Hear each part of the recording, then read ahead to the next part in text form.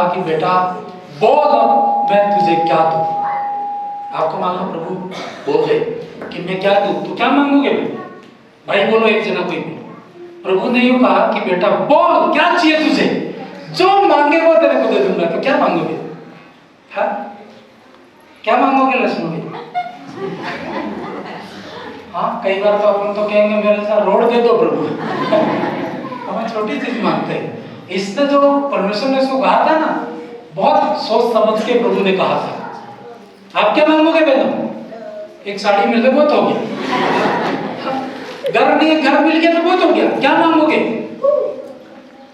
कुछ भी नहीं मांगो तो फिर दर्शन की मतलब ही नहीं। हाँ और बाइबल ऐसा कहती है सुलेमान राजा था। कौन था? और राजा फिर राजा जैसी चीजें मांगता है। और उसने भेंट भी राजा के समान दी थी। सब लोग उसने देखा होगा 10 रुपये 20 रुपये 50 100, वो सोचता होगा सबसे आगे वाला कौन है, देखता होगा 10 20 है ना, फिर ये सबसे आगे 1 करोड़ रुपए का उसने अपनी आज की वैल्यू मानते हैं उसने प्रभु को दिया। तो प्रभु ने कहा कि बेटा तुझे क्या चाहिए? परमेश्वर गरीब है क्या? आगे बढ़े, आगे बढ़ो। यह देखकर कि अरे कौन सी आती है?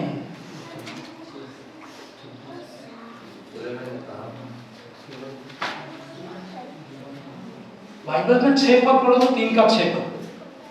सुलेमान ने कहा, हाँ सुलेमान ने कहा तू अपने दास मेरे पिता दाऊद पर बड़ी करुणा करता रहा, क्योंकि वह अपने को तेरे सम्मुख जानकर तेरे साथ सच्चाई और धर्म और मन की सीधाई से चलता रहा। और तूने यहाँ तक उस पर करुणा की थी कि उसे उसकी गद्दी पर विराजने वाला एक पुत्र आगे जल्दी निकला पढ़ते जाइए। जैसा कि आज वर्तमान है। मतलब ये बोल क्योंकि इसके पिता भी राजा था। सुलेमान का जो पिता कौन था? पिता जानता है ना? सुलेमान का जो पिता था वो दाऊद था। और दाऊद परमेश्वर की राह पर चलने वाला था। इन्होंने तो अपना घर का सारा सोना चांदी सब प्रभु में लगा दिया था। इवन जो सुलेमान ने मंदिर बनाया था तो वो सोने का गोल्ड है ना, सोने की मतलब अंदर की सजावट थी। हालेलुया। पर जब प्रभु ने इसको अब यहाँ से पढ़े और अब हाँ हे मेरे परमेश्वर, अभी गटू भैया पढ़ो, ये माइक से पढ़ेगा। सुलेमान ने कहा तू अपने दास मेरे पिता दाऊद पर बड़ी करुणा करता रहा, क्योंकि वह अपने को तेरे सम्मुख जानकर तेरे साथ सच्चाई और धर्म और मन की सीधाई से चलता रहा, क्योंकि तूने यहाँ तक उस पर करुणा की थी कि उसे उसकी गद्दी पर विराजने वाला एक पुत्र दिया है, जैसा कि आज वर्तमान में है। मतलब वो परमेश्वर को सारी बातें बोलता है कि प्रभु मैं क्या मांगू तेरे से, क्योंकि प्रश्न ही ऐसा था कि तू जो मांगे वो तुझे दूंगा, है ना। तो बहुत सोच समझ के वो बोलता है कि प्रभु मेरे पिता तेरा भय मानते थे, तू उन पर दया करता था, और तूने इजराइल की जो बड़ा जो सिंहासन था मेरे पिता को दिया था, और आपने उसको वायदा किया था कि मैं तेरे बेटे को दूंगा। ऐसा वायदा था उसके साथ में, इसलिए वो बोलता है। फिर आगे 7 पद। और अब हे मेरे परमेश्वर यहोवा, हालेलुया। बहुत सोच समझ के मांगना है, ठीक है। परमेश्वर बड़ी चीज दे सकता है, लेकिन एक ही बार मौका मिलता है, तो आप बड़ी चीज हमेशा मांगनी, छोटी चीज मांगनी नहीं है। तो वो जो सुलेमान क्या बोलता है प्रभु को, पढ़ेंगे। और अब हे मेरे परमेश्वर यहोवा, तूने अपने दास को मेरे पिता दाऊद के स्थान पर राजा किया है। वो क्या कह रहा है कि प्रभु अब मैं क्या मांगू तुझसे? सोना चांदी की कमी थी क्या उसको? किसी चीज की कमी नहीं थी, वो राजा था, है ना, और इतनी भेंट चढ़ाई थी। तो प्रभु उसको बोलता है कि बोल क्या दूं तुझे? तो वो कहता है कि परमेश्वर, हे मेरे परमेश्वर, तूने अपने दास को मेरे पिता दाऊद के स्थान पर क्या किया है? राजा बनाया है। फिर आगे, परंतु मैं छोटा लड़का सा हूँ। हालेलुया। छोटे मन का ही राजा है, लेकिन मन कैसा है इसका? है कि नहीं? हम तो बड़े मन वाले हैं ना, इसलिए प्रॉब्लम होती है। इसने कहा कि प्रभु मैं तो छोटा लड़का सा हूँ। फिर आगे, जो भीतर बाहर आना जाना नहीं जानता। भीतर और बाहर, अंदर बाहर कैसे उठना बैठना मुझे कोई दिमाग, क्योंकि इजराइल का राजा था और पूरा देश की अगुवाई करनी मतलब उसकी समझ से परे था। पैसों देके भी लोगों को नहीं कर सकते आप, उसको नहीं बोल सकते। तो उसने कहा कि मैं तो अंदर बाहर आना नहीं जानता। फिर आगे, फिर तेरा दास तेरी चुनी हुई प्रजा बहुत से लोगों के मध्य में है। तेरी चुनी हुई प्रजा के बहुत से लोगों के मध्य में, जिनकी गिनती बहुतायत के मारे नहीं हो सकती। मतलब जिन लोगों का वो राज्य कर रहा था, इतनी पब्लिक थी कि वो गिन नहीं सकता था। मतलब आज जैसे इतनी कंप्यूटर सिस्टम नहीं थे कि 10 आदमी बिठा दो पूरी जनगणना हो जाए, है ना, तो भी गड़बड़ होती है, सारे के सारे गिने नहीं जाते। आज तो गिनती करते हैं, वहां जनगणना होता है, वो थोड़ी उसमें आता है। तो उसने कहा इतनी बड़ी प्रजा है परमेश्वर, फिर तू अपने दास को अपनी प्रजा का न्याय करने के लिए और समझने की ऐसी क्या दे? मतलब क्या मांगा उसने? शक्ति नहीं, बुद्धि मांगी उसने। क्या कहा ना? समझने की शक्ति दे, समझने की शक्ति। मतलब उसने ये मांगा था कि परमेश्वर मुझे क्या दे? बुद्धि दे। पैसा कैसे आएगा? बुद्धि है तो पैसा आएगा ही आएगा। उसने जो चीज कैसे बनती है, तो सबसे बड़ी चीज मांगी, और वो मांगी थी, क्या मांगा था? और बाइबल कहती इस पृथ्वी के ऊपर सबसे इंटेलिजेंट कोई राजा था, हिस्ट्री पढ़ना, सुलेमान था। हालेलुया। क्यों? इसका एक रीजन था, मतलब परमेश्वर इसके ऊपर मोहर लगाई थी। मैं पढ़ना चाहूंगा थोड़ा सा ना। जब उसने बुद्धि मांगी तो परमेश्वर ने क्या कहा उसको? 10 पर जल्दी। इस बात से प्रभु प्रसन्न हुआ कि प्रभु क्या हो गया? हमारे जैसा तो बोलता हेलीकॉप्टर दे दे प्रभु, है ना, बड़ी चीज मांग लेते हैं ना भी।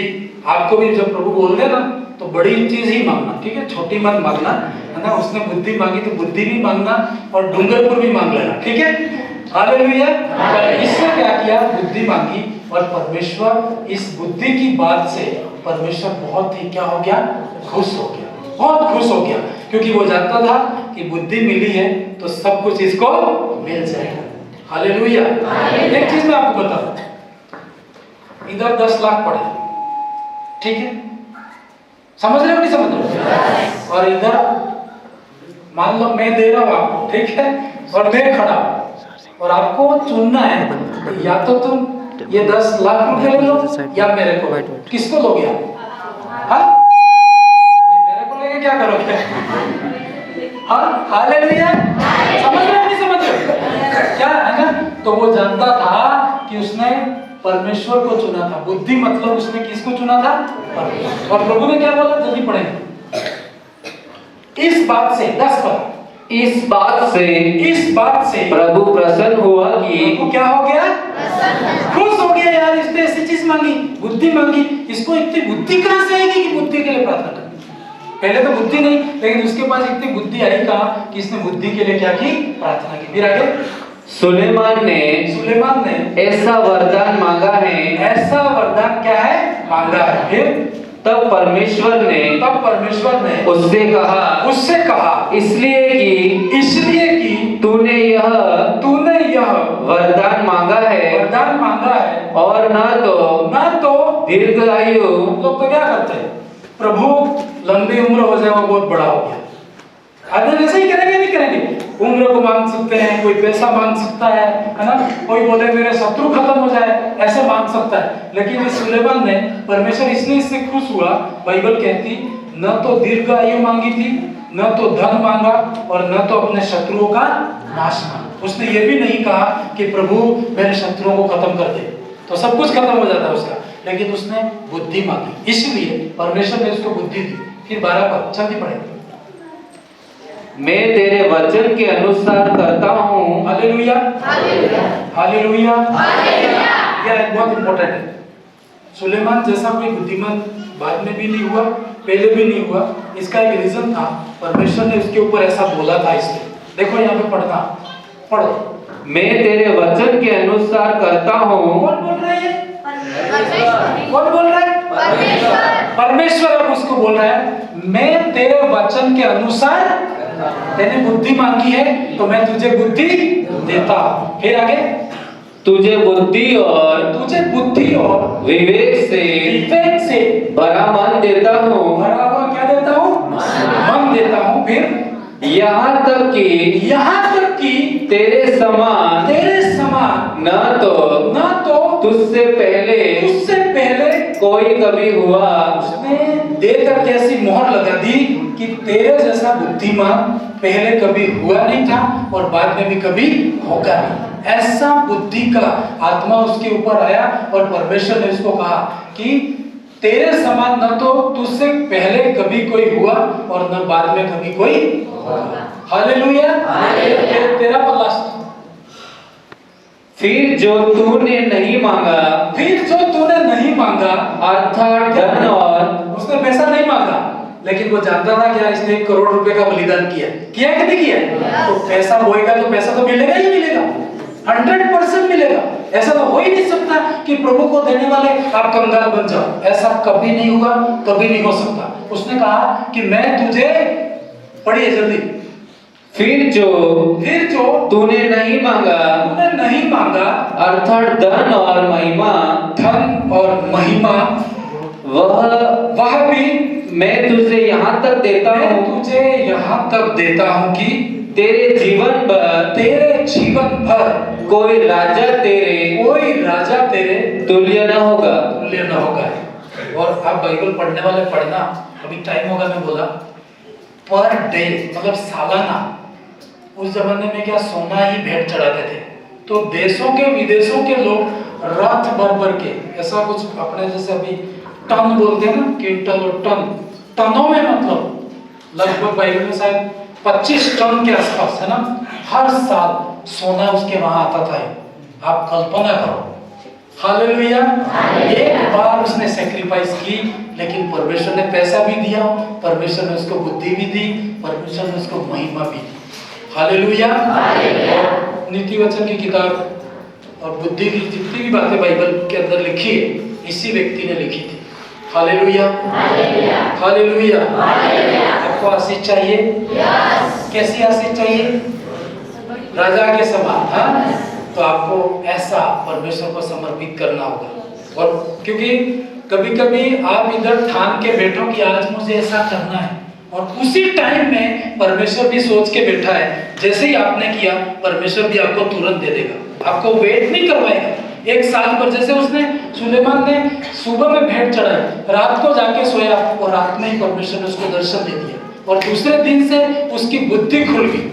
मेरे पास अभी टाइम नहीं, ऐसे ऐसे केस राजा सुलेमान के पास आते थे, 1 सेकंड के अंदर उसका वो फैसला करता था, क्योंकि उसके पास बुद्धि थी। हालेलुया। टाइम हो रहा, लेकिन एक उसकी घटना मुझे याद आ रही है सुलेमान की बुद्धि के बारे में। जब वो राजा था, परमेश्वर ने उसकी बुद्धि दी थी, तो दुनिया भर में लोग उसको सुनने के लिए आते थे कि ऐसा राजा है। आज जितना भी अपन ये एडमिनिस्ट्रेशन देखते हैं ना, ऑफिस खोलते हैं, बाहर बैठता है आदमी, फोन लगा, ये सब सिस्टम ये इस राजा ने किया था। तब से फिर देशों में सारा सिस्टम आने लगा। तो एक बार ऐसा हुआ कि एक विदेश से मतलब एक रानी या ऐसे रानी आती है उसकी परीक्षा करने के लिए, क्योंकि इतनी बुद्धि है तो परीक्षा करने के लिए आते थे इसकी। तो एक रानी आई विदेश से बहुत सारा गिफ्ट लेके, और उसने कहा कि इसकी बुद्धि सही है कि नहीं है, ऐसा परीक्षा करने के लिए। तो उसने कहा जैसे ये पौधे हैं ना, समझ रहे हो नहीं समझ रहे, ये पौधे असली है नकली? ये आपको मालूम है इसलिए, है ना। तो कहीं कहीं जैसे होटलों में जाओ ना, लकड़ी के ऐसे बना के मैं तो समझा कि सच में लकड़ी सूख गई है।